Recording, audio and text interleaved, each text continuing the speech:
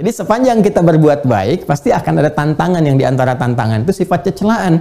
Untuk menguji kesungguhan kita dalam meningkatkan kebaikan itu, sekaligus mengukuhkan ya kebaikan yang telah Allah tempatkan kepada diri kita untuk dipertahankan. Kalau ada perilaku yang tidak baik, kemudian datang celaan ditujukan kepada pelakunya, ini menunjukkan pengingat dari Allah Subhanahu wa taala bahwa ada sesuatu yang kurang baik yang harus Bismillahirrahmanirrahim. Assalamualaikum warahmatullahi wabarakatuh.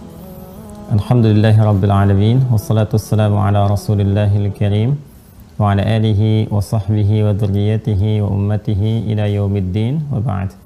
Fa ya ahbaballahi wa ahbab rasulih sallallahu alaihi wasallam, usi nafsi wa iyyakum bi taqwallahi faqad fazal muttaqun fala tamutunna illa wa antum muslimun. Faqala ta'ala ya ayyuhalladzina amanu taqullaha haqqa tuqatih wa la tamutunna illa wa antum muslimun. Saudara-saudariku, terkhusus keluarga besar Mira yang bergabung dalam kesempatan baik di Zoom pada Jumat subuh kali ini waktu Indonesia bagian Barat, ataupun yang belum mendapatkan akses ke Zoom bergabung di live YouTube pada saat hari ini Jumat 9 Safar, Jumat kedua di bulan Safar 1443 Hijrah.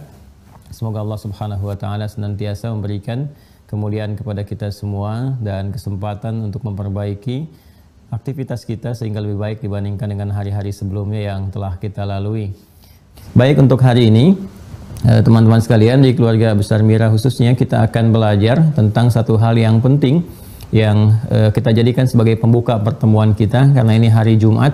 Kita akan bahas dulu hal-hal yang terkait dengan Jumat, baik penamaannya, kenapa disebut dengan Jumat, kemudian yang kedua apa keistimewaan di balik hari Jumat ini, dan yang ketiga apa yang kita bisa maksimalkan dari keistimewaan yang telah Allah dan Rasulnya Sallallahu Alaihi Wasallam gambarkan kepada kita terkait dengan hal-hal yang istimewa di hari Jumat.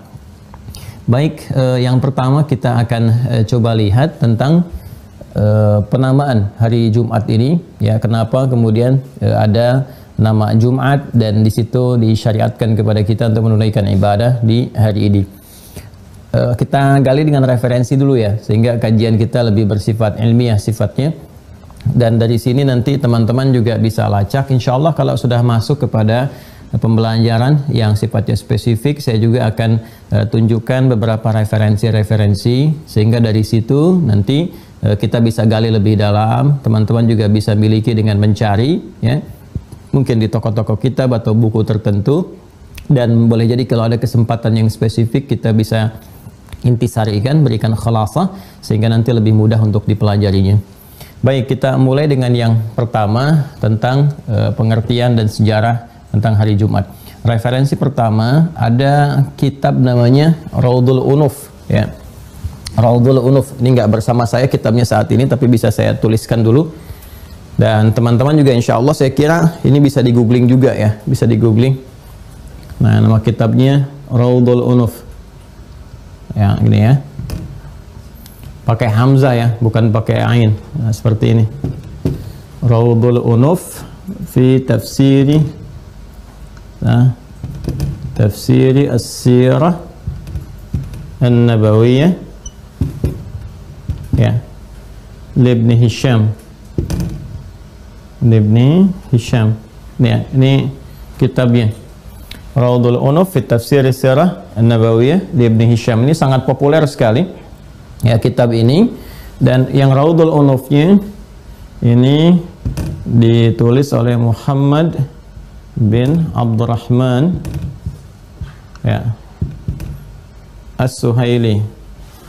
As-Suhaili, ya, ini ya.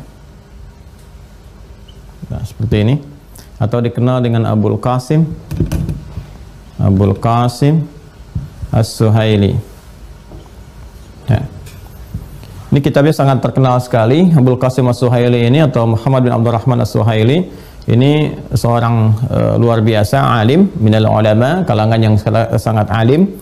Kemudian beliau juga selain pakar di bidang syariat, ya, itu juga pakar di bidang sejarah syariat yang spesifik, ilmu hadis, ya, beliau pakar di bidang hadis, kemudian juga pakar di bidang sejarah, lalu menganalisis salah satu buku referensi atau rujukan yang paling populer dalam sejarah Islam, yaitu sejarahnya ya, Nabi Muhammad SAW ditulis oleh Ibnu Hisham.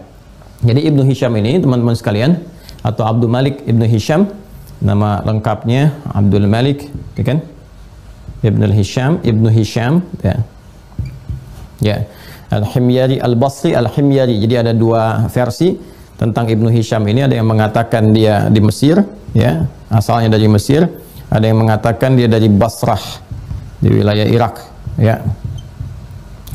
Irak sekarang. Nah, dan yang kedua ini yang lebih rajih, lebih kuat dalam pandangan kami. Jadi lahirnya, ya, tumbuhnya di Basrah, di Irak, kemudian nanti sempat berkelana, ya, dan berkembang, sempat menetap juga di Mesir. Ya, karena itu biasanya orang kalau sudah lebih banyak menetap, seringkali dilekatkan di tempat dia menetapnya, gitu kan. Nah, misal saya pernah di Tripoli, siapa Ustadz Ali Hidayat? Oh, itu yang pernah di Libya itu ya, atau Ustadz Libya misalnya kan. Oh, siapa itu Ustadz Madinah ya? Itu Ustadznya yang di Al-Azhar di Mesir ya. Nah, itu yang sering muncul. Ya, sementara asalnya kan dari sini. Ya. Nah, ini Ibnu Hisham ini, teman-teman sekalian, beliau sangat populer di kalangan umat Islam, di antara yang paling awal ya menuliskan tentang sejarah Nabi Muhammad SAW, yang menyampaikan kembali. Ada yang menyebutkan melengkapi, ya, ada yang menyebutkan merevisi, ada yang menyebutkan meneruskan satu karya populer yang ditulis oleh Ibnu Ishaq sebelumnya.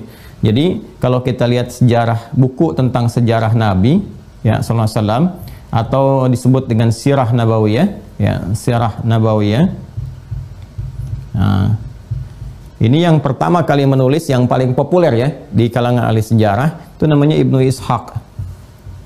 Nah, Ibnu Ishaq. Cuma sayang, ya, kitab yang ditulis oleh beliau itu nggak sampai kepada kita. Ya, walaupun juga dari segi manuskrip sangat terbatas sekali. Ya, manuskrip pun ada beberapa yang tidak sempurna. Lalu datanglah kemudian Abdul Malik Ibnu Hisham.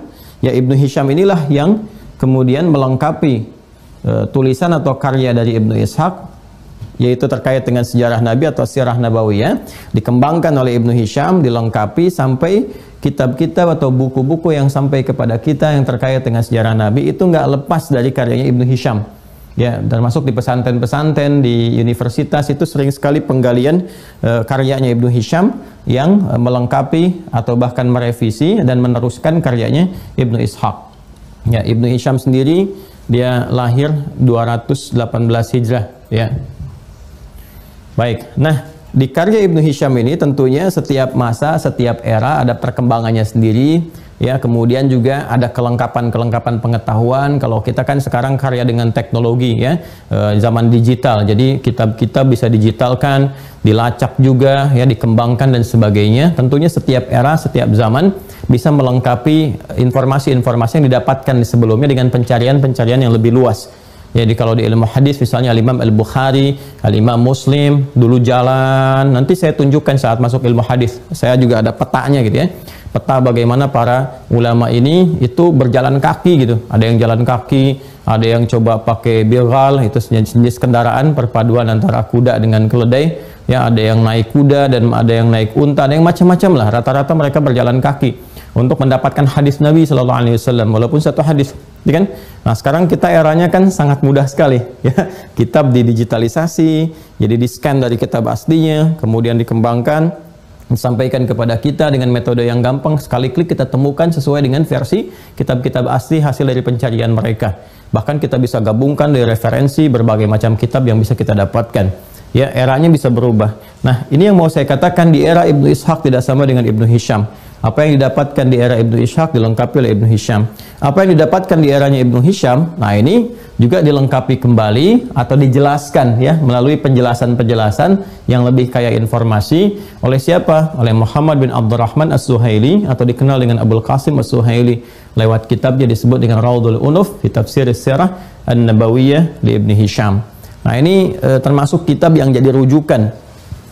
Kitab yang jadi rujukan, ya, di antara kitab-kitab sejarah tentang kehidupan Nabi Sallallahu Alaihi Wasallam, karena dilengkapi dengan referensi yang sangat kaya, ya, termasuk dalam tinjauan hadis-hadis yang dikuasai oleh beliau. Nah, ini tentunya nanti akan berkembang dan jadi referensi-referensi penulis setelahnya.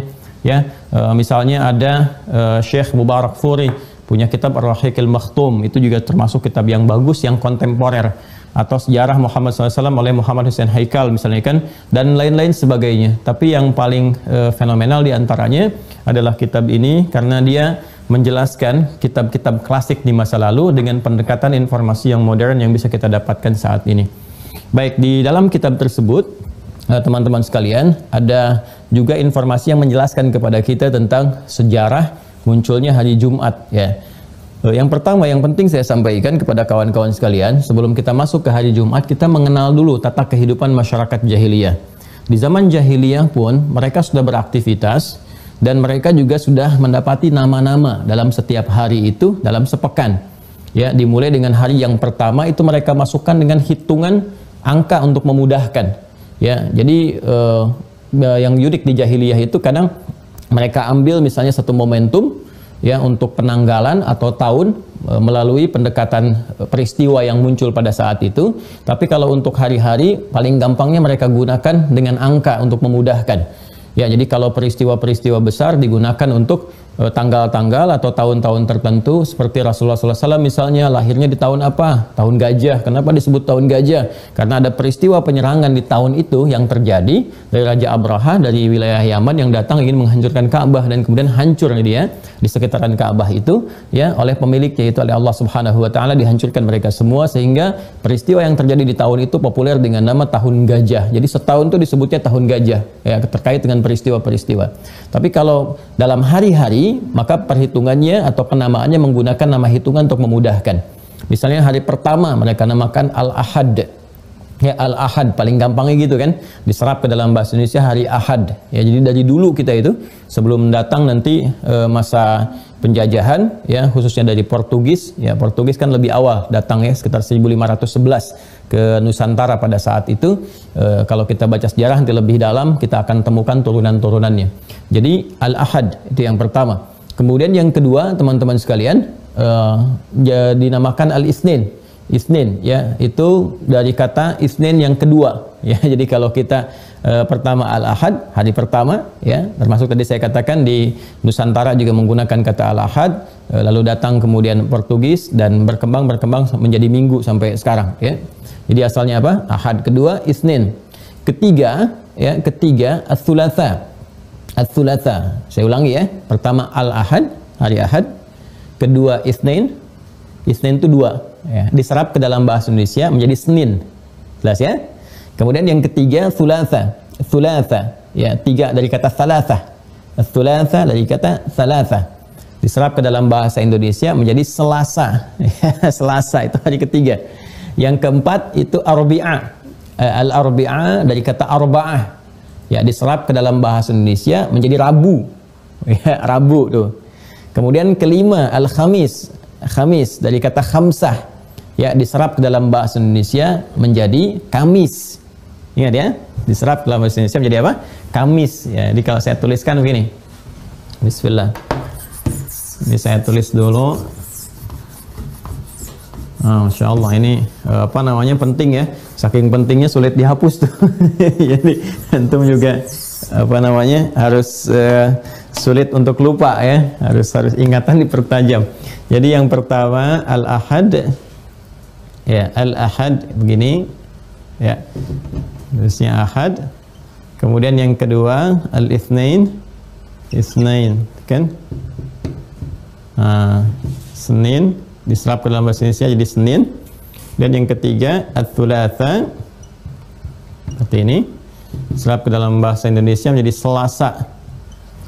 Yang keempat Arbi'ah, Al-Arbi'ah, diserap ke dalam bahasa Indonesia menjadi Rabu ya. Yang kelima Al-Khamis,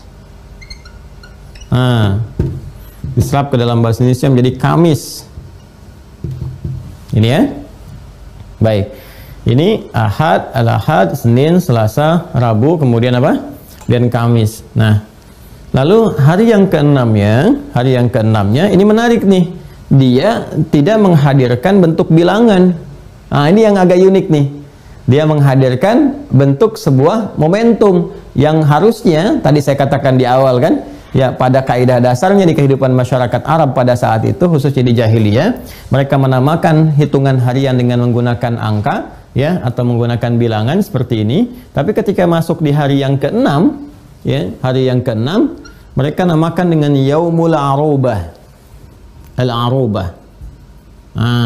Ya, Yaumul Arubah. Asalnya ini namanya teman-teman sekalian. Hari yang ke-6, Yaumul Arubah, saya kotaki. Ya, ini yang disebutkan oleh Abul Qasim As-Suhaili dalam kitabnya Raudhul Unuf, ya. Jadi yang ke-6 itu disebut dengan Yaumul Arubah. Baru yang ke-7 ini kembali lagi kepada hitungan angka, yaitu hari ke-7, As-Sabt, As-Sabt, ya, As-Sabt. As-Sabt ini juga terambil dari kata sab'ah, ya, sab'ah, cuma ada singkatan. Jadi ainnya terbuang menjadi sabat dan diserap ke dalam bahasa Indonesia menjadi Sabtu. Sabtu, karena orang Yahudi beribadahnya pada saat itu di hari ini, ya, maka dikenal dengan hari Sabat namanya. Sabat asalnya dari bilangan. Bilangan, ya, di hari ke-7. Jadi mereka beraktivitas, orang Yahudi zaman dulu beraktivitas. Kemudian khusus di hari yang ke-7 mereka kemudian dikhususkan untuk menunaikan ibadah di hari itu, dikenal dengan hari Sabat. Sabat itu kalau di dalam bahasa Arab ya serapannya menjadi sab'ah gitu kan. Menjadi apa? Sab'ah. Maka ini menunjuk kepada bilangan juga. Ya, ini asalnya teman-teman sekalian. Jadi dari Al-Ahad hari pertama, Al-Itsnin hari kedua, Thulatha hari ketiga, Al-Arbi'ah hari keempat, Al-Khamis hari yang kelima, kemudian keenamnya disebut dengan Arubah, yang ketujuh disebut dengan Sabat, ya. Nah, ini yang menariknya begini. Semua hari ini kecuali hari yang ke-6 itu diberikan penamaannya yang terambil dari bilangan. Ya, walaupun yang ke-7 tadi saya katakan juga ada terkait dengan ibadahnya orang-orang Yahudi, bahkan nggak sampai dengan kini disebut dengan Sabtu Sabat. Ya, Sabat itu ya Sabtu, Sabtu itu ya Sabat, kan? Nah, ini terambil dari kata Sab'ah asalnya. Ini bilangan semua kecuali yang ke-6. Dan dari hari pertama ini terus itu ya, itu mereka punya aktivitas, ya, ada yang merantau, ada yang berdagang, ada yang beraktivitas di pasar misalnya. Pasar itu disebut dengan aswaq, ya, al-aswaq, jamannya disebut dengan suq, ya, aswaq disebut dengan apa? Dengan suq. Nah, ini bentuk tunggal dari kata suq itu aswaq, ya, pasar-pasar, ya. Makanya juga dikenal nanti ada suq uqad, kan, suq Dumatu Jandal. Kemudian kalau dikaitkan dengan harinya misalnya ada sukul Thulatha, sukul Itsnin, sukul Arbi'ah, sukul Khamis. Dan menariknya ini kemudian bahkan keadaannya diserap ke dalam budaya Indonesia sampai terjadi pasar-pasar di waktu itu, ya. Sampai sekarang malah ada tempatnya. Semacam misalnya sukul Itsnin, pasar Senin. Ada kan sekarang pasar Senin, kan? Sukul Thulatha, pasar Selasa. Di Libya ada suk Thulatha, pasar Selasa. Ya, kemudian sukul Arbi'ah, pasar Bo, ada kan pasar Bo sekarang? Coba siapa yang tinggal di pasar Bo nih, ya, wilayah Jakarta, ada kan? Sukul Khamis, pasar Kemis, ada nggak? Pasar Kemis, kan? Jadi bahkan nanti ke sukul Jumat nanti ketika muncul Jumat, ya. Nah, ini mereka orang-orang jahiliyah pun banyak beraktivitas. Jadi normal saja aktivitas, misalnya dari hari Ahad sampai dengan hari Kamis. Mereka beraktivitas, tadi saya katakan ada yang merantau, kan, di musim-musim tertentu pergi keluar untuk berniaga, ada yang di dalam di pasar-pasar. Kemudian ada juga yang beraktivitas mengumpulkan inspirasi untuk membuat syair dari kalangan syu'ara dan sebagainya, kan? Dan sebagainya. Jadi sibuk aktivitas dengan aktivitas dunia. Nah, nanti di hari yang ke-6 ini ada inisiatif dari datuknya Rasulullah SAW, kakeknya Nabi SAW, kakek moyang Nabi, ya, yang sebelum Abdul Muttalib, ya, itu ada namanya Ka'ab bin Lu'ay. Ka'ab bin Lu'ay. Nah, ini teman-teman sekalian. Nah, ini ya, nanti kalau teman-teman baca kitab yang tadi saya tuliskan, Raudhul Unuf, itu ada kakek Nabi SAW, turunan kakek ke atas, itu namanya Ka'ab bin Lu'ay. Nah, Ka'ab bin Lu'ay inilah teman-teman sekalian, yang khusus di hari yang ke-6, ya, beliau mengumpulkan orang-orang Arab pada saat itu, ya, di sekitaran wilayah beliau, untuk apa? Untuk bisa bertemu, ya, untuk melahirkan keakraban, untuk kumpul-kumpul, ya, untuk saling mengenal, ya, dan memberikan kasih sayang di antara mereka, ya, sebagai orang Arab pada saat itu. Makanya dikenalnya dengan Arubah. Arubah yang dalam pengertian bahasa, Arubah itu juga dikenal dengan rahmah. Jadi nama lain dari Arubah itu Ar-Rahmah. Nah, seperti ini. Nah, jadi inisiasi yang dilakukan oleh kakek moyang Nabi Sallallahu Alaihi Wasallam yaitu Ka'ab bin Lu'ay, karena Nabi SAW itu dari kalangan suku terhormat. Ya, suku terhormat juga dari kalangan Quraisy, dan Quraisy ini sangat dihormati, suku yang paling istimewa. Jadi Nabi SAW itu lahir dari keluarga terhormat dengan kepribadian terhormat, pindah juga ke tempat yang terhormat. Jadi nggak ada celah dari orang-orang sekitaran itu untuk bisa ya mencela, mempersekusi atau menyoal Nabi Sallallahu Alaihi Wasallam. Jadi orang-orang Arab pada saat itu pun di kehidupan Nabi Sallallahu Alaihi Wasallam seperti Abu Jahal misalnya, ya ataupun orang-orang lainnya di sekitaran Nabi itu nggak bisa mencela Nabi karena secara nasab itu beliau orang terhormat, secara kepribadian terhormat, bahkan menggelari beliau dengan Al-Amin gitu kan. Nah kemudian juga karakter beliau sangat terhormat di semuanya, jadi nggak ada celah sedikit pun untuk mencela Rasulullah SAW. Dan inilah diantara mukjizat pemeliharaan yang diberikan oleh Allah Subhanahu Wa Taala kepada Rasulullah SAW untuk menguatkan nanti risalah kenabiannya saat beliau diangkat menjadi nabi. Ya, jadi orang-orang nggak bisa mencela beliau, mau mencela nasabnya nggak bisa, mencela karakternya nggak bisa, karena itu para pencela di zaman Nabi dan biasanya terwariskan sifat itu sampai kini atau yang akan datang pun, itu mencela itu bukan karena kekurangan yang didapati pada orang yang dicela, tapi lebih kepada kecemburuan yang tidak terkontrol akan kelebihan yang dimiliki oleh yang dicela itu. Ya, kalau yang dicela itu orang baik, karena celaan itu adalah sifat kehidupan. Ingat itu ya, kita nggak bisa melepaskan diri dari celaan, karena celaan itu bagian dari ujian untuk meningkatkan kualitas hidup. Tinggal bagaimana posisi kita saat dicela, itu persoalannya, ya kan? Apakah kita orang baik atau yang kurang baik? Kalau kita orang baik, itu pasti akan dicela dari yang tidak baik lawannya. Celaan yang datang dari yang tidak baik ini adalah petunjuk dari Allah untuk menyampaikan kepada kita bahwa kita sudah baik. Makanya para nabi dicela, ya kan? Sahabat dicela, tabi'in dicela, ulama dicela, ya kan? Bahkan naik ke atasnya juga malaikat juga dicela. Ya, bahkan Allah la khaliqul kullil makhluqat itu dicela juga. Ya. Anda bisa kebayang kan? Allah dicela oleh orang-orang yang tidak beriman, ya, tidak yakin kepadanya, tidak menuhankannya, Allah dicela. Malaikat dicela, Rasul dicela, Nabi dicela, sahabat dicela, tabi'in dicela, ulama dicela. Anda Tuhan bukan, malaikat bukan, Rasul bukan, Nabi bukan, sahabat bukan, tabi'in bukan, ulama juga belum, nggak pengen dicela, maka ada yang tidak sehat, ya kan? Jadi sepanjang kita berbuat baik, pasti akan ada tantangan yang diantara tantangan itu sifatnya celaan. Untuk menguji kesungguhan kita dalam meningkatkan kebaikan itu, sekaligus mengukuhkan ya kebaikan yang telah Allah tempatkan kepada diri kita untuk dipertahankan. Ya, yang biasanya misalnya mohon maaf sekali baru mengenal masjid, saya kan jarang ke masjid, tiba-tiba ke masjid, nah ada misalnya sindiran atau celaan datang dari orang lain dan seterusnya, soleh, padahal nama Anda Kevin misalnya kan. Itu sebetulnya kalimat yang disampaikan itu untuk menetapkan bahwa Anda sudah mulai berubah. Tapi sebaliknya, kalau ada perilaku yang tidak baik, kemudian datang celaan ditujukan kepada pelakunya, ini menunjukkan pengingat dari Allah Subhanahu Wa Taala bahwa ada sesuatu yang kurang baik yang harus diperbaiki. Jelas ya?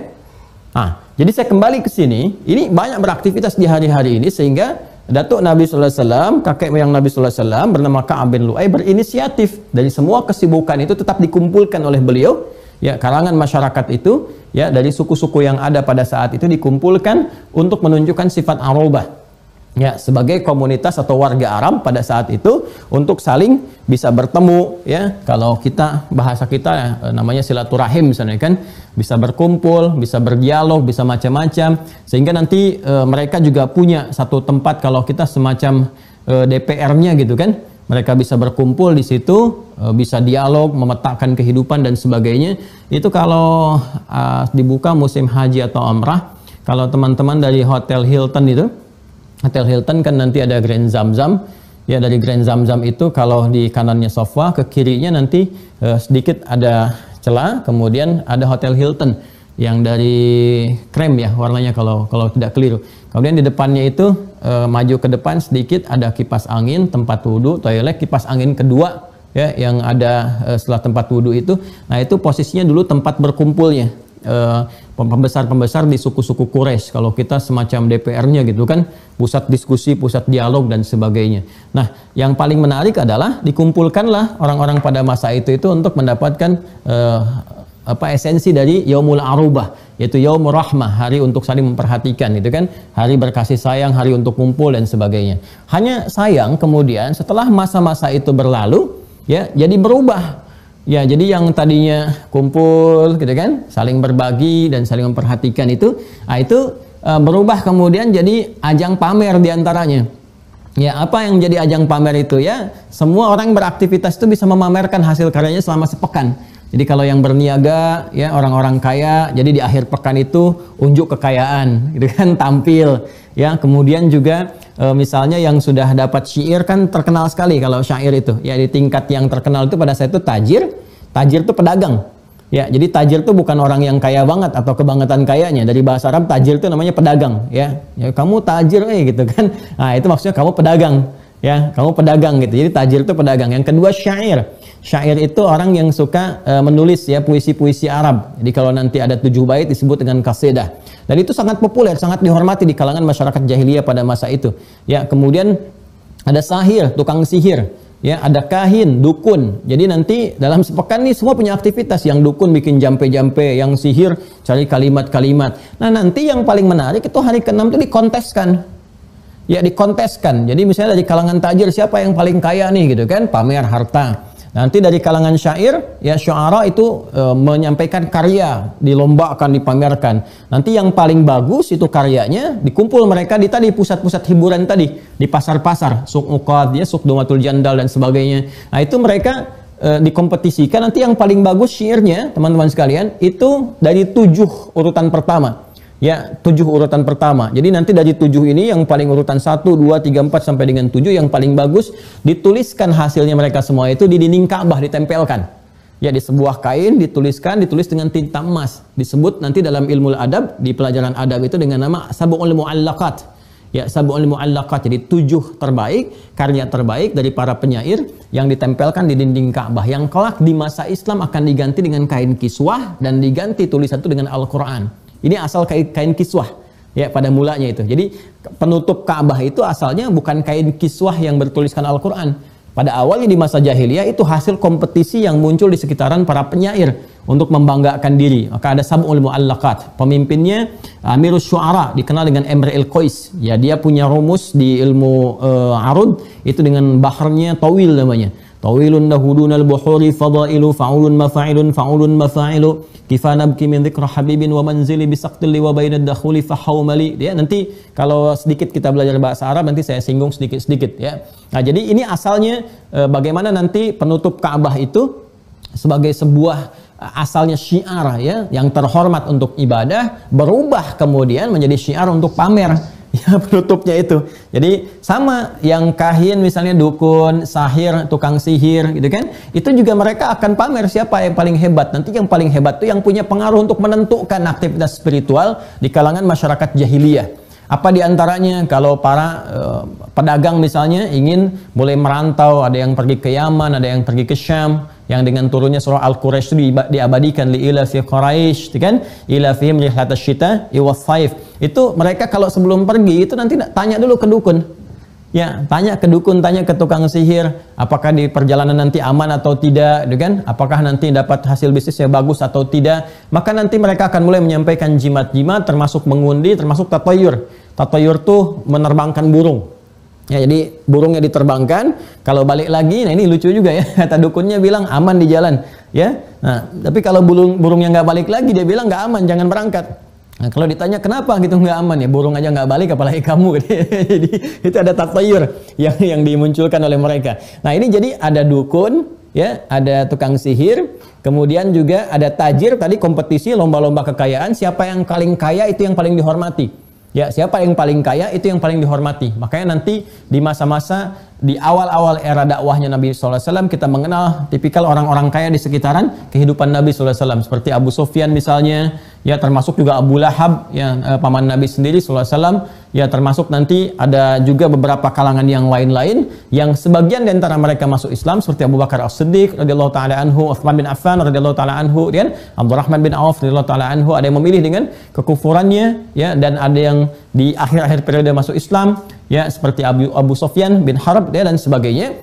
Nah, jadi yang ingin saya katakan adalah sepekan ini ya begitulah kegiatannya. Ya, terutama dari Al-Ahad sampai dengan Yaumul Khamis di Arubah itu yang tadinya rahmah berubah menjadi ya kebanggaan, pamer, foya-foya sebagai orang Arab. Ya makanya mereka juga sering nyewa kalau kita sekarang ya kayak organ tunggal gitu kan di hari-hari itu tuh.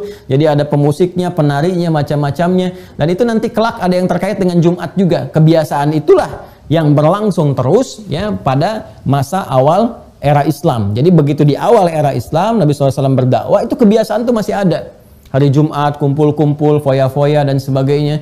Jadi saya sering katakan kalau ada di weekend akhir pekan orang-orang sekarang hanya sekedar lomba-lomba kekayaan, pamer-pamer kekayaan, kumpul-kumpul untuk menari, bernyanyi, macam-macam dan sebagainya, itu sudah keduluan sama perilaku jahiliyah di masa lalu.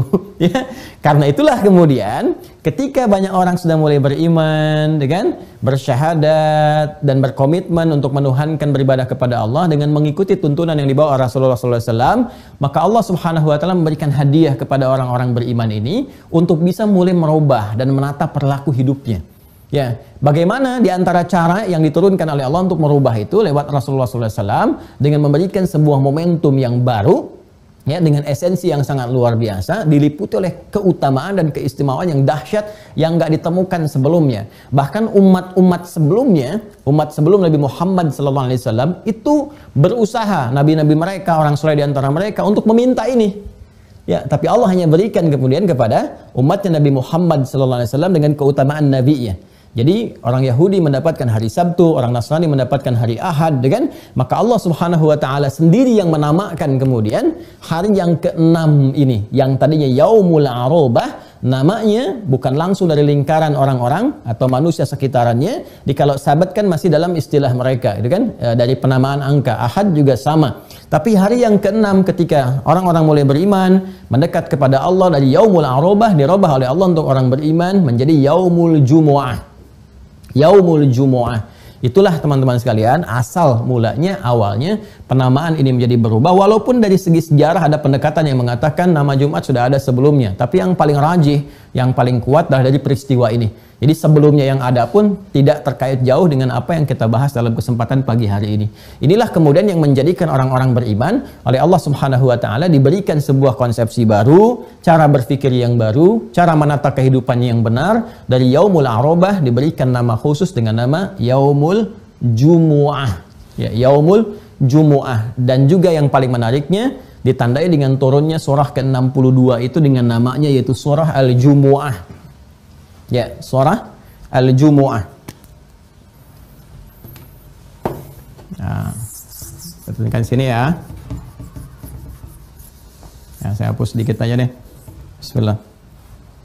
Nanti kalau kita sudah berjalan, ya ini kan baru pembuka ya, kita silaturahim. Nanti kalau teman-teman kita sudah berjalan untuk belajar, kita akan menggunakan ini ya, kita layar sentuh ini saya tunjukkan ke teman-teman semua supaya kita tahu juga siapa yang bergabung semua. Ini ada berapa inci ya? 80 ya kurang lebih? Ada 120 inci ini.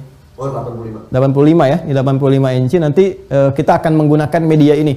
Jadi apa yang saya tulis, apa yang saya bisa ketikkan, jadi teman-teman bisa langsung download nanti. Ya, jadi nggak usah ikut nulis lagi. Kalau mau catat bisa catat, di catatan juga ada. Tapi kalau mau masuk ke file di handphonenya atau perangkatnya, nanti bisa di download. Kita kasih linknya, jadi langsung masuk ke file teman-teman semua setelah belajar. Ya. Untuk sementara kita menulis dulu di sini. Nah, jadi dengan turunnya Quran surah ke-62 dengan namanya yaitu Al-Jumu'ah, ya kan? Nah, ini. Khususnya di ayat yang ke-9 sampai dengan ayat ke-11. Nah, ini teman-teman sekalian. Ayat 9 sampai dengan ayat yang ke-11. Kalau di mushaf kita lihat di paling kiri ya, sebelah atas ya. Di posisinya yang paling mudah. Ya, Allah berfirman, a'udzubillahi minasyaitonirrajim, bismillahirrahmanirrahim, ya ayyuhalladzina amanu. Tuh, lihat kalimat pembukanya ya. Jadi Allah langsung mengkhitab, menyampaikan, mengajak bicara. Khitab itu mengajak untuk berdialog, menyampaikan sesuatu secara langsung. Allah menyampaikan sebuah wahyu, ya, satu wahyu kepada Nabi Muhammad SAW yang langsung disampaikan kepada umatnya, ya, dari dulu di masa Nabi, dari kalangan sahabatnya, termasuk sampai kepada kita saat ini dan nanti sampai kembali kepada Allah Subhanahu Wa Taala di umat-umat yang akan datang. Kata Allah, ya ayyuhalladzina amanu, hai semua orang yang telah menyatakan diri beriman kepada Allah Subhanahu Wa Taala. Indah kalimatnya. Dan menggunakan ya, saya sering katakan teman-teman, ya itu harfun nida, huruf panggilan, tapi mencakup kepada semua. Sifatnya sangat luas, holistik, mencakup semua. Jadi kalau kita ingin memanggil dengan jarak yang dekat, jarak menengah, ataupun jarak yang jauh, yaitu menggunakan satu huruf ya saja, cukup. Ya, gitu kan? Itu disebutkan kurang lebih 360 kali dalam Al-Quran. Jadi baik yang dekat, ya Ahmad misalnya, orangnya dekat dengan saya. Atau ya Al-Husain misalnya, kan? Orangnya menengah. Atau yang jauh, ya Al-Hasan, orangnya jauh. Kita cukup menggunakan satu ya, itu memanggil semuanya. Jadi seakan Allah ingin mengatakan, hey semua orang yang beriman, baik dalam keadaan yang sangat dekat dengan Allah, ataupun menengah, standar-standar biasa, ataupun yang sedang merasa jauh, ya karena mungkin ada maksiat yang dikerjakan, sedang ngejar dunia, gitu kan. Ayyuha disebutkan 150 kali dalam Al-Quran. Ayunnya munada, ya, haknya menunjuk kepada taukid, penguat, haknya pengingat. Jadi kalau ada kata ayyuha, itu mengandung dua unsur, menguatkan dan mengingatkan kepada panggilan yang ditujukan. Seakan-akan Allah ingin menyampaikan, hey, semua orang telah menyatakan dirinya beriman. Aku ingatkan ya, aku tegaskan kepada kalian semua ada sesuatu yang sangat penting. Ya, alladzina disebutkan 1080 kali dalam Al-Quran, isim mausul, ya, konjungsi kata sambung yang mencakup semua tanpa kecuali. Jadi kalau disambungkan setelahnya kalimat amanu, yang telah beriman, artinya tanpa kecuali. Kalimat ini melekat kepada semua yang beriman tanpa kecuali. Jadi ada sebuah informasi yang sangat penting, ya, yang disampaikan kepada semua yang beriman tanpa kecuali. Walaupun nanti teknis penunaian dari informasi ini kalau berupa perintah atau larangan bisa spesifik. Misalnya ada yang untuk laki-laki saja, ada yang untuk perempuan saja, ada yang mencakup laki-laki dan perempuan. Nanti detailnya disampaikan oleh Rasulullah SAW. Makanya nanti ada kalimat ya ayyuhalladzina amanu, itu mencakup laki-laki dan perempuan. Ya seperti misalnya contohnya puasa, Al-Baqarah ayat 183. Ya ayyuhalladzina amanu kutiba alaikumusiyam. Kan semua laki-laki perempuan itu puasa. Tapi nanti terkait dengan Jumat, faidahnya, informasi keistimewaannya disampaikan kepada semua orang beriman, baik laki-laki ataupun perempuan, tapi teknis penunaiannya dibagi nanti oleh Allah. Ada yang untuk laki-laki saja, ada yang nanti terkait dengan amalan yang bisa dikerjakan oleh perempuan. Ya, misal turun ayat ini, ayat yang ke-9, ya ayyuhalladzina amanu idza nudiya lis-salati min yaumil jumu'ati fas'au ila dzikrillah. Ya kan? Perhatikan kalimatnya. Ya ayyuhalladzina amanu idza nudiya lis-salati min yaumil jumu'ati. Tolong garis bawahi oleh teman-teman ke kalimat yaumil jumu'ah. Jika kalian disuruh untuk menunaikan salat, ya kan? Nah, sekarang perhatikan kalimatnya teman-teman sekalian. Yaumul jumu'ah. Ya, yaum itu hari. Jamaknya ayam. Jumu'ah di hari Jumat. Ya ayyuhalladzina amanu idza nudiya lis-salati min yaumil jumu'ati. Ya kan? Jika kalian disuruh ada panggilan ya untuk menunaikan salat min yaumil jumu'ati, dari sebagian waktu di hari Jumat. Ya, ada kata min, minnya tab'id di situ. Tab'id itu menunjuk sebagian. Jadi enggak semua di hari Jumat. Ya, ada dua hal yang sangat menarik, bahkan nanti tiga setelahnya fas'au ila dzikrillah. Jadi ada tiga hal yang sangat menarik di ayat ini sebagai pembuka. Satu, dengan turunnya ayat ini menetapkan pergantian nama hari ya, bagi orang beriman dari yaumul arobah menjadi hari Jumu'ah. Ya, menjadi hari apa? Jumu'ah. Ini asalnya teman-teman sekalian.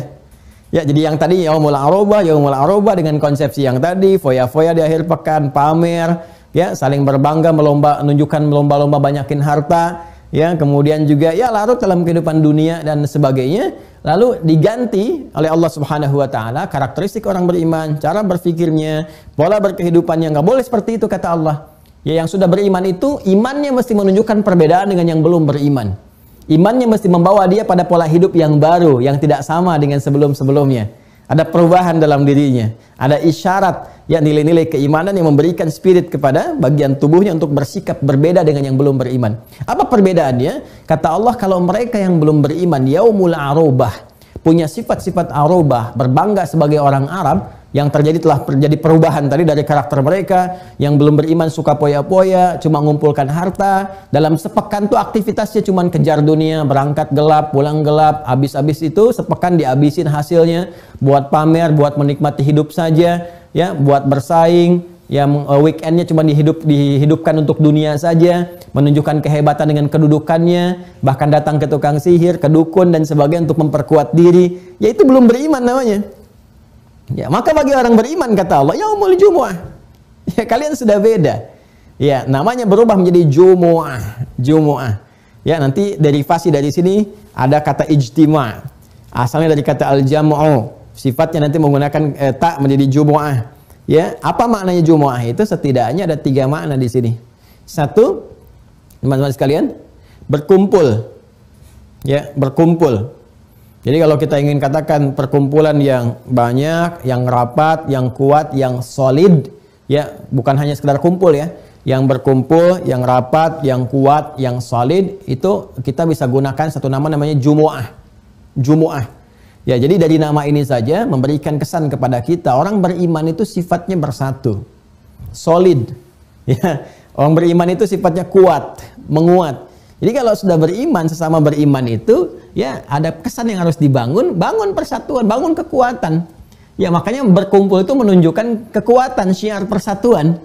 Ya, kalau dalam bahasa Pancasila sila ketiga gitu kan, persatuan Indonesia. Kalau kita dalam bahasa Al-Quran, ya isyarat yang sampai kepada kita ya persatuan umat Islam. Ya, jadi sepanjang beriman itu ya harus bersatu, jangan saling mencela. Jadi aneh nih, ya kalau ada orang Jumatan, hadir Jumat, bahkan sholatnya juga disebut jamaah gitu kan. Tapi misalnya ada yang saling mencela, tidak mau bersatu, beda furu'iyah sedikit misalnya, saling ya merendahkan, menjatuhkan dan sebagainya. Pasti ada yang keliru dalam imannya. Ya, ada yang keliru. Makanya ada ayat-ayat turunan iman nanti yang melarang kita untuk masuk kepada aspek perpecahan yang bisa menghambat persatuan di antara orang-orang beriman. Ya ayyuhalladzina amanu, pakai iman lagi, la yaskhar qaumin qaum, jangan saling mencela, la yaghtab ba'dukum ba'dha, ya jangan bikin hoax gitu kan. Ya, kemudian wa'tasimu bihablillahi jami'a wa la tafarraqu, kalian semua bersatu dengan tali Allah, kembali kepada kitabullah gitu kan.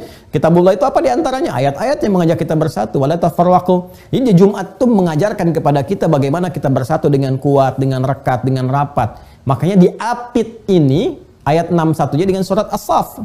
Ini awas ya. Jadi ada korelasi antara penempatan satu surat dengan yang lainnya. Ya, itu di antara hikmah kenapa taufiqi susunan dari surah-surah Al-Qur'an. Ya, atas petunjuk dari Allah lewat malaikat Jibril sampaikan kepada Rasulullah SAW disusun seperti ini dari Al-Fatihah sampai An-Nas. Dan surah Al-Jumu'ah surah 62 itu diapitnya oleh surat apa? Surat As-Saff. Ya, 61-nya. Ya, dan orang-orang yang tidak mau mempraktekkan itu semua, keluar dari makna Jumat, itu kan menyalahi ada penyakit dalam dirinya. Penyakit itu disebut nifak namanya, penyakit hati itu, yang marad, yang melekat pada jiwa seorang manusia seperti iri hati, dengki dan sebagainya. Termasuk salah satu penyakitnya jika dia beriman tapi mengingkari keimanannya dengan perilaku yang melanggar iman atau menyalahi iman, itu penyakitnya disebut nifak, orangnya disebut munafik. Ya, jamaknya disebut munafikun. Makanya surah ke-63 yang disebut al-munafikun. Jadi ada surah 61, 62, 63. Ya kan? Yang kedua makna al-Jumu'ah itu saling memerhatikan di antara yang kumpul itu. Jadi bukan sekedar datang berkumpul ya dan menyampaikan persatuan, tapi saling memperhatikan satu dengan yang lainnya. Nah, itu dipraktekkan di zaman Nabi. Baik itu dalam konteks teman-teman sekalian ibadah, ya di hari Jumat datang gitu kan. Datang ibadah gitu. Bukan sekedar datang, tapi saling melihat siapa yang datang, siapa yang hadir dan di sini, dan mempraktekkan makna ketiga. Datang kumpul dengan rekat, yang kedua saling memperhatikan, yang ketiga ini yang paling indah. Ya, saling melengkapi dengan melihat kebutuhan setiap orang yang datang. Ini hebatnya. Ya, jadi Jumat di zaman Nabi itu ketika turun ayat dipraktekkan ya beberapa masa setelah itu, karena nggak langsung dipraktekkan ketika surat ini turun, nanti baru dipraktekkan di awal-awal perjalanan hijrah ke Madinah. Ya, nanti kita akan lihat yang pertama menginisiasi, ada yang mengatakan Mus'ab bin Umair, ada yang mengatakan Abu Umamah, pertama kali mengumpulkan orang-orang atas perintah Nabi untuk mempraktekkan ibadah Jumat. Tapi esensinya dipakai. Apa di antara esensinya? Gak ada terjadi di zaman Nabi, orang datang misalnya untuk berkumpul, khususnya Jumatan, sholat Jumat, kecuali mereka mengenal siapa yang di sampingnya. Dan mereka tahu ini butuh apa, jadi solusi. Yang lapar dapat makanan, yang haus dapat minuman, yang kurang pekerjaan dapat relasi untuk bekerja. Sampai ada seorang teman-teman, satu sahabat ya, yang datang dari jauh. Ya, datang dari jauh. Jadi dia bukan orang Madinah. Jadi saat Jumat nih relatif stabil dipraktekan, ya itu di fase Madinah itu paling stabil, karena ketika hijrah itu paling mudah menunaikan ibadah Jumat dan seterusnya. Jadi ayat Jumat itu turun sesaat sebelum hijrah, dipraktekkan di awal-awal hijrah di perjalanan, ya kan? Kemudian nanti stabilnya saat Nabi hijrah ke Madinah itu stabil dipraktekkan menunaikan sholat Jumat secara stabil, secara konsisten, gitu kan? Nah, yang paling menarik nanti ada seorang sahabat dari Gotofan. Gotofan itu satu suku wilayah di luar Madinah pada saat itu, ya. Namanya Sulaik. Sulaik al-Gotofani. Sulaik ini datang Pas dalam satu riwayat disebutkan di hari Jumat. Ada surat menyebutkan hari Jumat. Jadi ketika Nabi sedang berkhutbah, ya ini di pertengahan dia datang. Ya, karena dia bukan wilayah orang Madinah, belum tahu tentang bagaimana cara adab-adab di masjid, termasuk sunnah-sunnahnya, dia langsung duduk. Ya, maka Nabi kemudian menyampaikan satu kalimat bersifat umum. Nah, ini bagus ini. Jadi kalau ada seseorang yang belum tahu, ya terus kita sedang mengajar atau jadi guru atau Anda menjadi pejabat misalnya di perusahaan, ya jangan menyinggung langsung ke orangnya. Kalimatnya halus Nabi, dibuka dengan kalimat umum. Maka kata Nabi mengatakan, "Idza dakhala ahadakumul masjida fala yajlis hatta yusalli rak'atain." Jika kalian masuk ke dalam satu masjid, berniat untuk i'tikaf, untuk duduk keperluan tertentu, ya, untuk ibadah misalnya, menunggu waktu sholat dan sebagainya, maka jangan langsung duduk, ada sunnah sholat 2 rakaat terlebih dahulu. Itu yang kemudian kelak disebut dengan tahiyatul masjid. Ya, kelak disebut dengan apa? Tahiyatul masjid.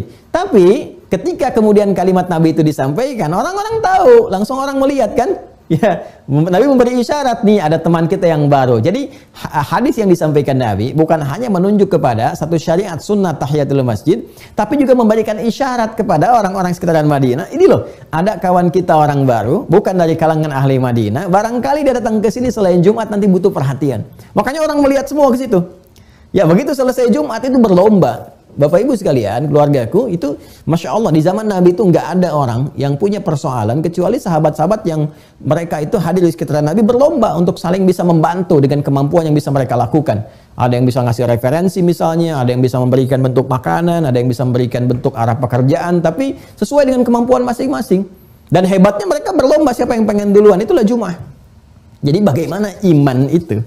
Ya, iman itu memberikan sebuah pengaruh yang sangat kuat bagi diri kita gitu untuk bersikap. Jadi kalau orang beriman tuh nggak usah ditanya tentang bahasa persatuan, nggak usah ditanya tentang bahasa bagaimana saling memperhatikan, ya, saling menguatkan. Jadi ketika kita masuk hari Jumat, salah satu yang dievaluasi pada diri kita itu ambil skala terkecil dulu, misalnya skala keluarga. Ya, coba dilihat di keluarga kita. Jangan-jangan kita melihat jauh tapi lupa dengan keadaan di dalam diri kita. Bagaimana penyatuan di keluarga itu bisa dibangun. Ya, jangan-jangan mohon maaf di keluarga pun kita masih melihat ya seperti aktivitas-aktivitas yang dipopulerkan di masa jahiliyah. Kehidupan keluarganya hanya untuk menata diri supaya makmur dalam segi harta, ayah bekerja mengumpulkan harta, punya kedudukan, hanya untuk weekend jalan-jalan aja. Ya, beli ini aja, beli itu, menikmati kehidupan dunia. Kalau cuma itu orientasinya, orang jahiliyah itu lebih hebat, lebih duluan. Ya, jadi kita mulai dari lingkungan keluarga dulu yang paling kecil, tata dulu, ya kan? Kumpul, saling menguatkan. Barangkali si bungsu perlu perhatian, si kakak perlu arahan, ada yang perlu diskusi, kitanya belum sempat, ya kan? Sama-sama kita melihat evaluasi seperti itu. Ya, saya ada laporan kasus nih, sebetulnya kasus ini berulang dari masa lalu, gitu kan? Ada anak yang ya dari dia kecil, sekolah Islam bagus dan sebagainya, ketika dia masuk kampus pintar, ini sebenarnya kisah masa lalu juga tapi terulang kekinian. Ya, ketika sudah masuk satu kampus, nalar dia sudah mulai berpikir luar biasa, tiba-tiba kemudian datang ke rumah dia minta izin pindah agama. Anda bayangkan. Dan ketika ditelusuri ya penyebabnya yaitu salah satunya kurang perhatian, ya, kurang rekat hubungan antara orang tua dengan anaknya. Jadi kita jangan bicara jauh dulu, kan aspek jauhnya itu kan dengan sekitaran, dengan tetangga dan sebagainya. Makanya Jumat kan menarik, ada sholat harian berjamaah, itu lingkaran terdekat, satu RT misalnya, RW. Tapi kalau Jumat kan dari mana-mana datang. Coba Anda bayangkan kalau dipraktekkan, ibadah harian, ibadah pekanan, ibadah tahunan. Jadi kalau semua makna itu dipraktekkan, Jumat dipraktekkan dengan benar, saya yakin kemiskinan akan terkurangi. Itu kan kenapa? Karena semua orang mempraktekkan dengan baik. Ya, cara dia bergaul, cara dia merekatkan hubungan dan sebagainya. Apalagi kalau haji dipraktikkan, saling merekatkan semua satu dengan yang lainnya.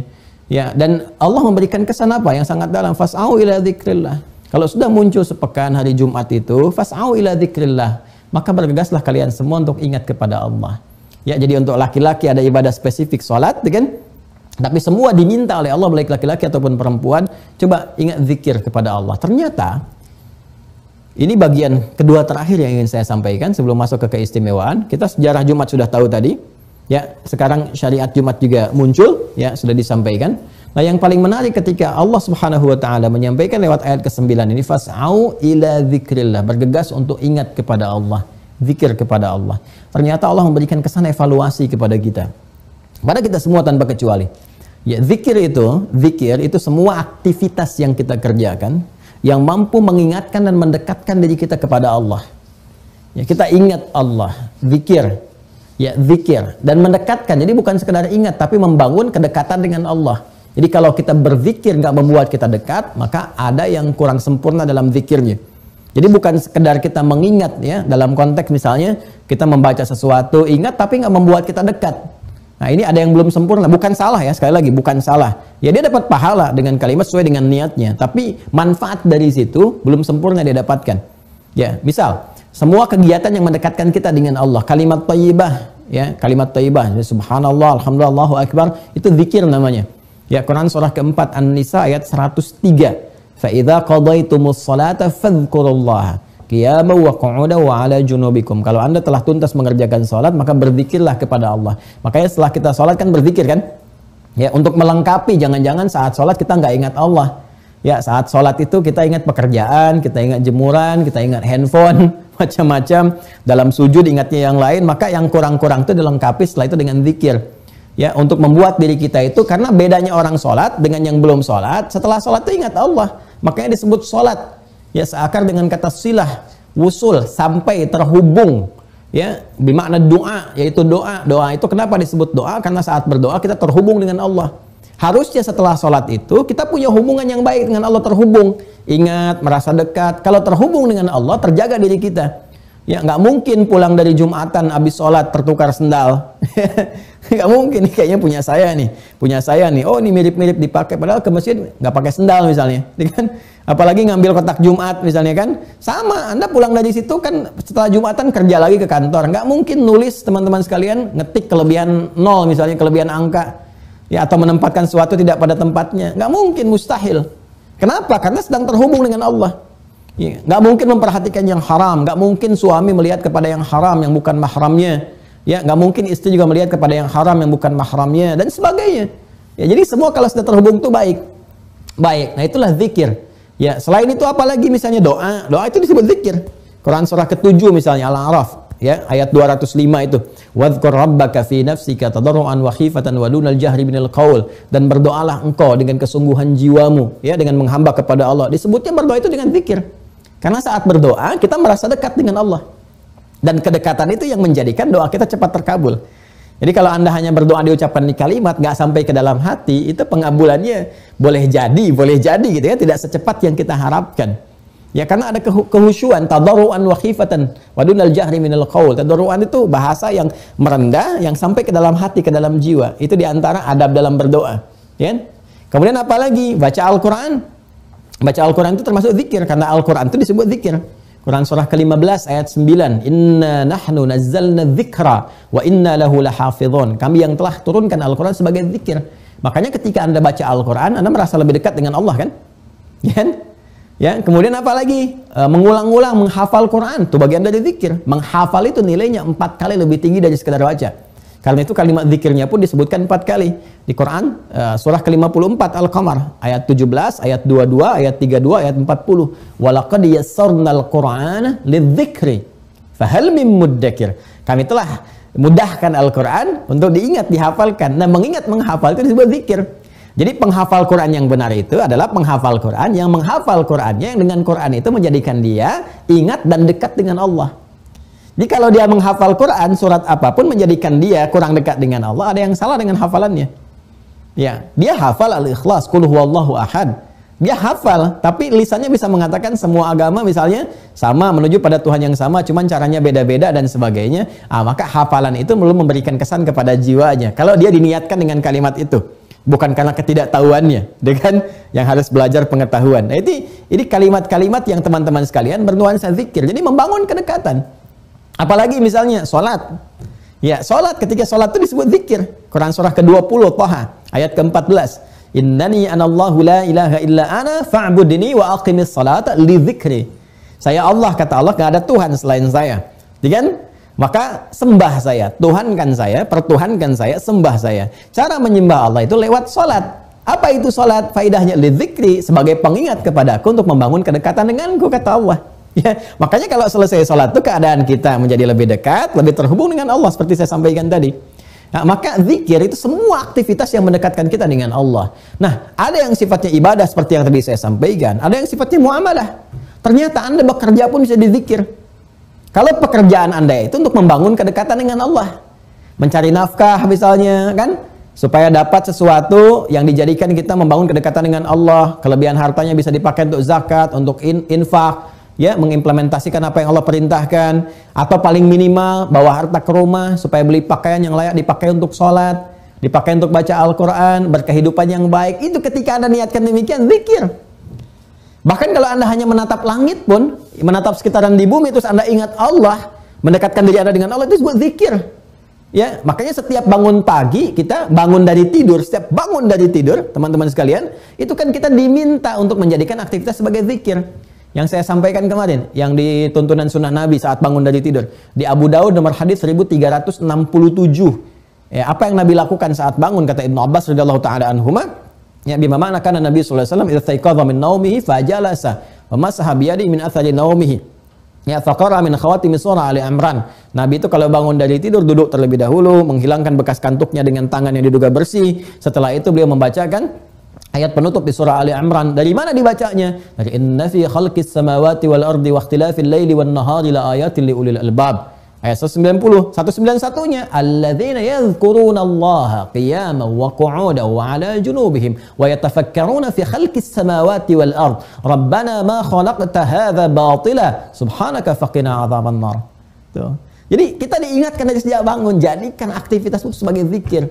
Jalanmu zikir, perkataanmu zikir, pekerjaanmu zikir. Ya, dan dilatih lewat konsepsi ibadah tadi. Jadi ibadah yang ritual itu melatih supaya aktivitas kita yang sisanya itu menjadi zikir. Maksudnya ingat Allah, jalan ingat Allah. Kalau jalannya ingat Allah, nggak mungkin jalan itu dalam keadaan sombong. Ya, wa ibadur rahmanil ladzina yamshuna 'alal ardi hauna. Hamba Allah yang penyayang itu kalau rajin zikirnya, benar zikirnya, jalannya itu baik.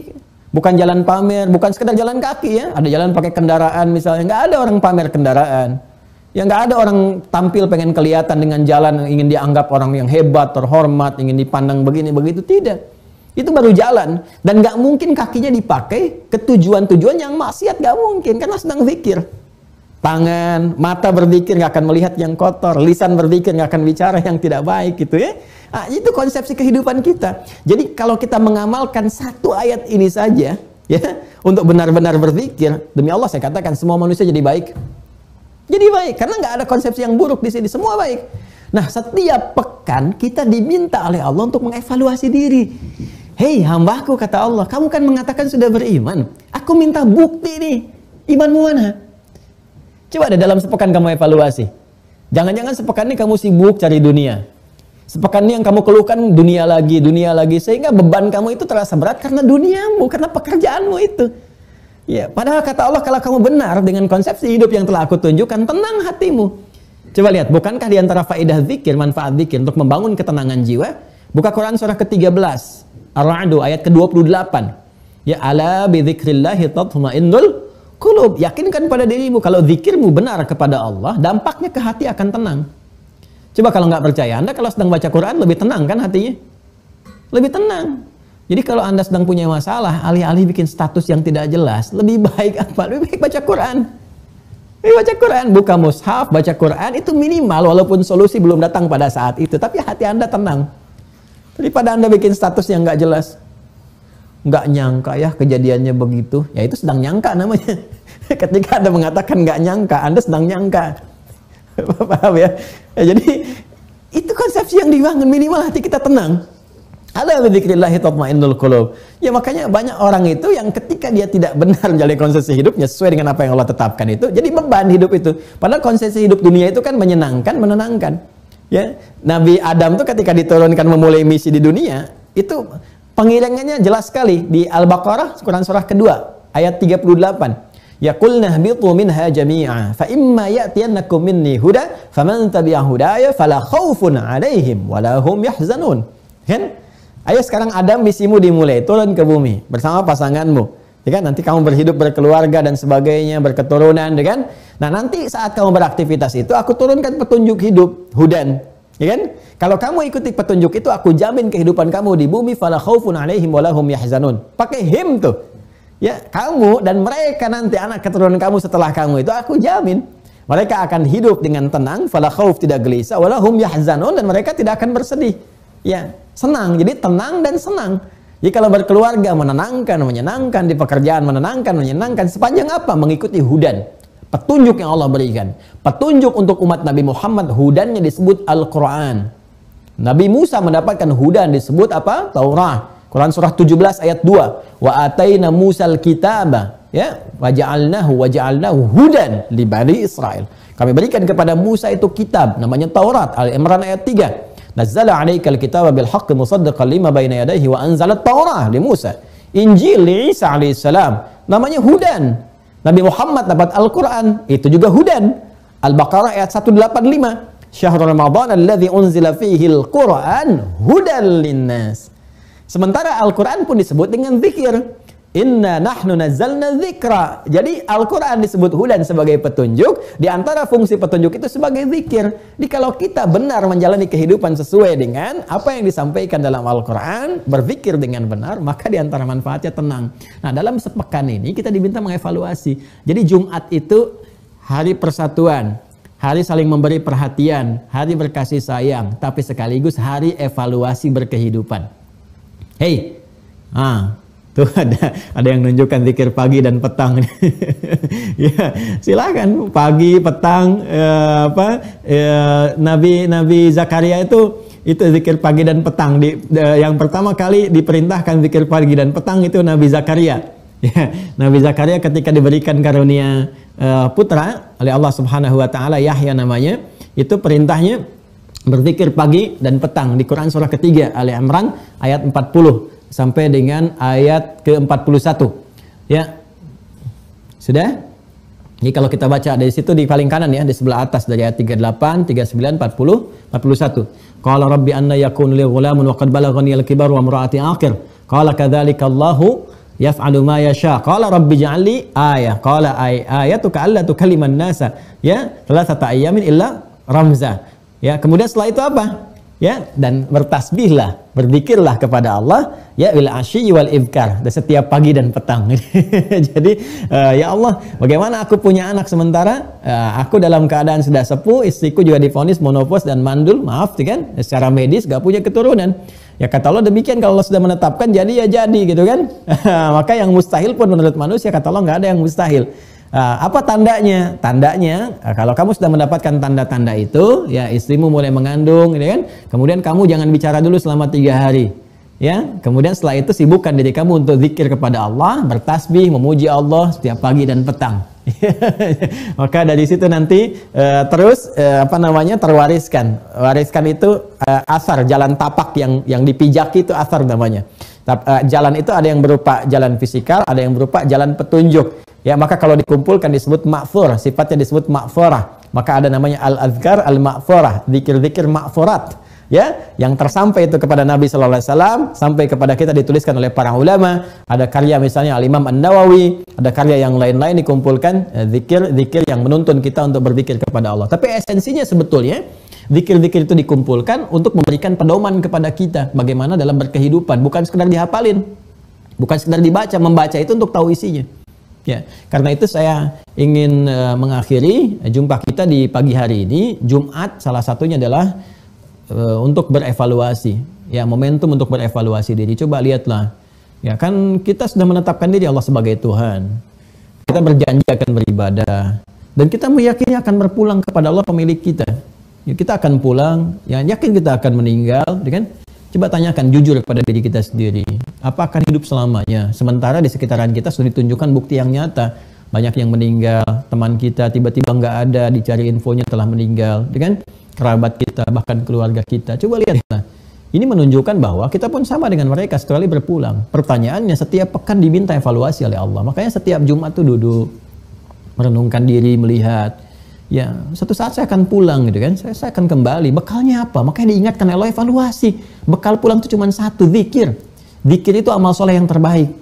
Ya, zikir itu yang dimintakan oleh Allah. Zikir, ingat kepada Allah. Ya, perbanyak amal soleh. Karena setiap masa, setiap tempat punya bekal.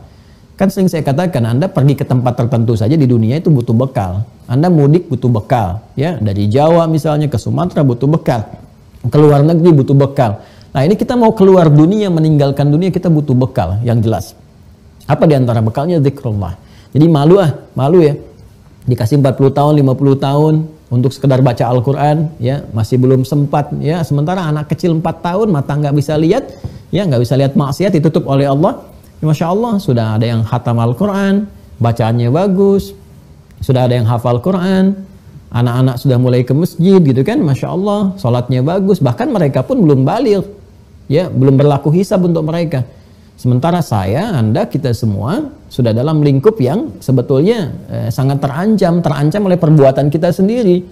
Ya, karena itu evaluasi setiap Jumat untuk memperbaiki diri, perbaiki diri, lihat keluarga terdekat dan bangun visi kehidupan yang lebih baik. Untuk bisa memaksimalkan itu semua, maka Allah memotivasi kita lewat petunjuk Rasulullah SAW. Disampaikan kepada Rasulullah, ya supaya kita bisa menghidupkan Jumat ini berbahagia. Ya, jadi ini hari raya kita setiap pekan ini. Hari raya ini, raya kita setiap pekanan.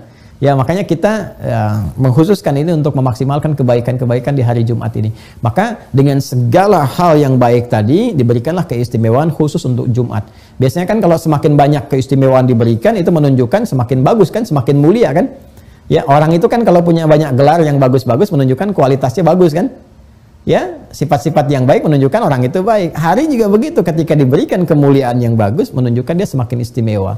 Maka diberikanlah keistimewaan-keistimewaan untuk hari Jumat ini yang melebihi atau membedakan dengan hari-hari yang lainnya. Di antaranya apa? Jumat itu teman-teman sekalian, penting diingat ya, adalah hari saat Allah Subhanahu wa taala membentangkan waktunya, ya, dan ada waktu spesifik di situ, sepersekian waktu yang Allah mengijabah doa-doa yang disampaikan. Jadi satu, Jumat itu hari mustajab untuk berdoa. Ya, hari mustajab. Jadi kalau sudah masuk Jumat, ya ada yang menafsirkan di 12 jam khususnya. Jadi mulai dari jam 6 berganti maghrib, kan? Atau dari maghrib sampai ke maghrib lagi. Jadi kalau kita dari kemarin kan, Kamis ke malam Jumat, kita kan menyebutnya malam ya. Tapi kan di pergantian waktu dengan maghrib masuk itu sudah masuk waktu baru. Jadi sampai ke maghrib lagi, dari maghrib ke maghrib 12 jam berlangsung. Ya, itu ada yang menyampaikan demikian. Jadi di antara waktu itu ada yang spesifik menyebutkan nanti di sela-sela imam saat khatib saat duduk sampai ke waktu Jumat.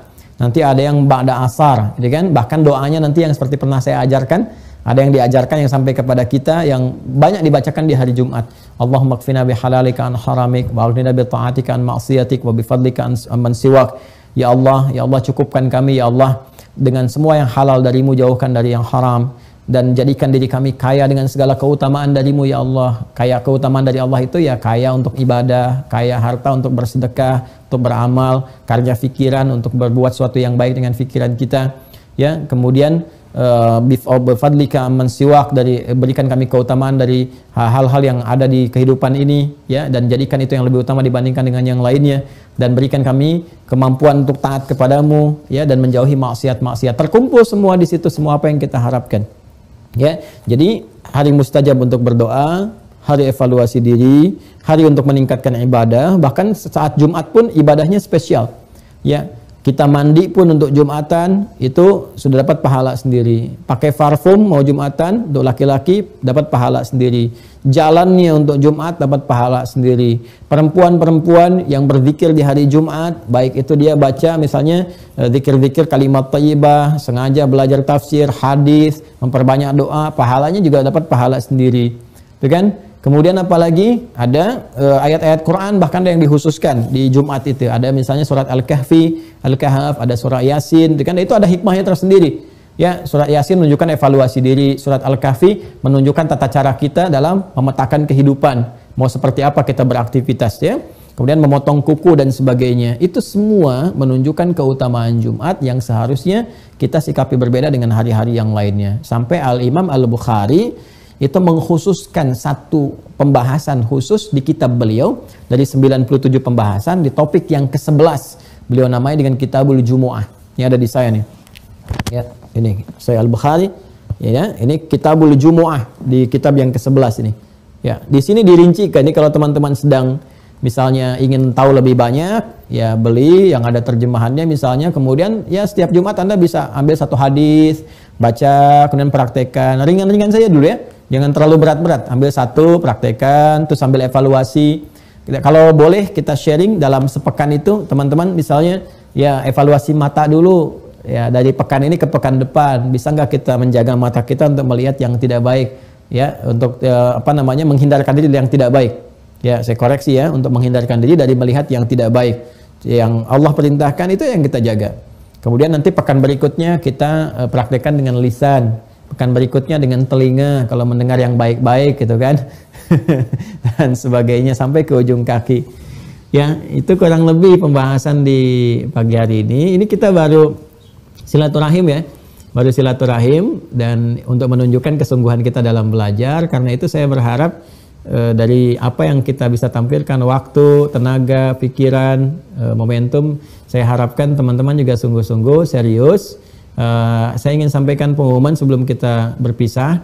Yang pertama, insya Allah nanti serial Zoom insya Allah akan berlangsung dalam sepekan itu akan agak banyak ya intensitasnya, mungkin bisa jadi dari Senin sampai dengan ke Kamis. Ya, itu insya Allah akan terus berlangsung setiap hari karena kita mencoba untuk melengkapi kurikulum. Jadi nanti kita belajar dari akidah dulu, ya ada nanti sesi akidah, kemudian setelah itu masuk kepada ibadah, nanti masuk kepada muamalah bersanding dengan akhlak. Jadi nanti apa yang dasar yang menjadi pokok kebutuhan setiap kita sebagai muslim. Itu yang pertama, dan sesinya nanti sekali lagi itu Zoom sesinya. Tapi saat yang bersamaan nanti kita akan melihat kalau yang belum masuk ya di situ kita melihat kesungguhan. Nanti yang belum masuk ke sesi Zoom kita berikan kode khusus di YouTube bisa diakses. Nah, nanti evaluasinya ada di web yang teman-teman sudah ada kodenya masing-masing ya, passwordnya masing-masing di Mira. Nanti ada soal ujian di situ untuk peningkatan berikutnya. Jadi kalau teman-teman nanti bisa lulus, sudah paham, sudah lebih baik, nanti baru naik level ke step berikutnya ya yang kita akan berikan atau tunjukkan. Ini penting ujian itu dilalui ya, supaya memberikan pemahaman yang utuh.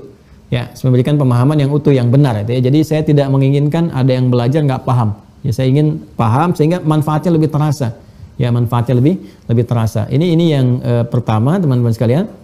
Kemudian yang kedua, setiap sesi nanti akan diumumkan oleh admin. Kalau ini mendadak tadi malam diumumkan karena untuk silaturahim saja. Untuk selanjutnya nanti insya Allah minimal sepekan akan diberikan informasi kepada teman-teman supaya siap-siap. Nanti juga ada buku-buku yang kita tunjukkan, referensi-referensinya, dan dari situ untuk menguatkan sisi keilmuan untuk kita seluruhnya.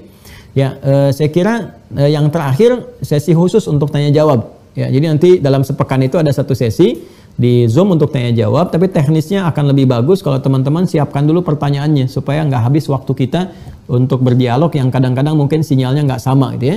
Jadi nanti di sesi khusus kita akan sampaikan sesi materi misalnya 3 kali, nanti satu sisinya untuk tanya jawab, tapi nanti untuk masuk ke sesi ini pun tetap di kolom ujian di web Mira itu akan disampaikan.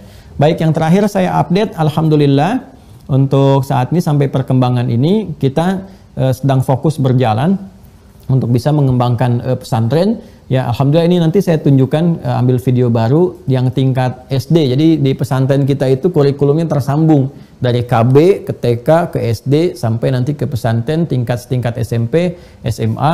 Nanti S1, S2, S3-nya beasiswa. Saya sudah komunikasi dengan para ulama juga, tokoh-tokoh di luar negeri. Jadi mudah-mudahan bisa dapat untuk di sana tersambung. Nah, alhamdulillah ini kan kurikulumnya yang kita buat dari langsung menurunkan dari Al-Quran dengan hadis-hadis Nabi, dikombinasikan dengan kebutuhan kekinian di kehidupan kita. Jadi dari KB nanti siswa yang naik ke TK, TK naik ke SD, SD naik ke SMP, ke SMA. Ya, nah yang di tingkat SMP SMA ini pesantrennya ada area atau lokasi nanti yang saya siapkan juga untuk pesantren yang non formal.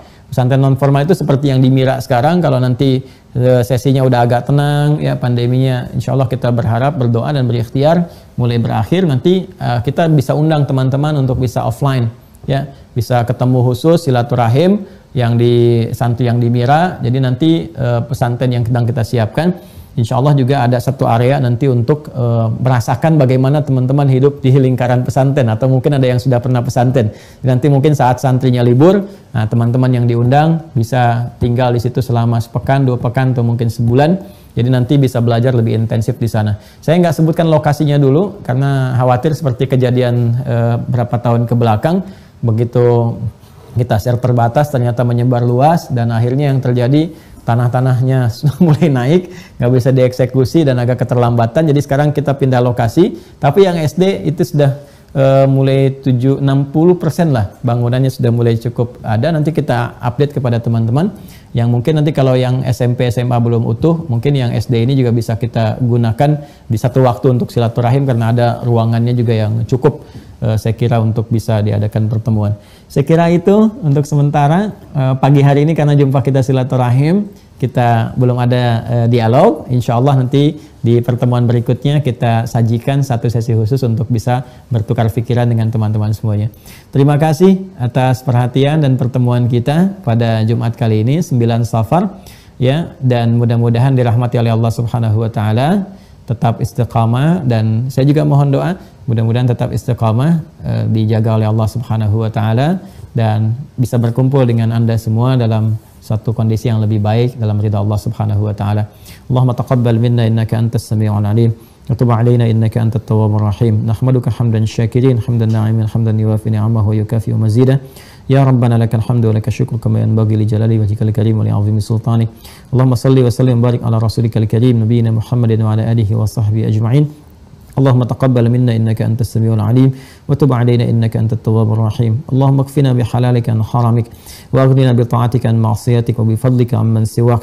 وصلى الله على سيدنا محمد وعلى آله وصحبه أجمعين وآخر دعوانا أن الحمد لله رب العالمين. السلام عليكم ورحمة الله وبركاته.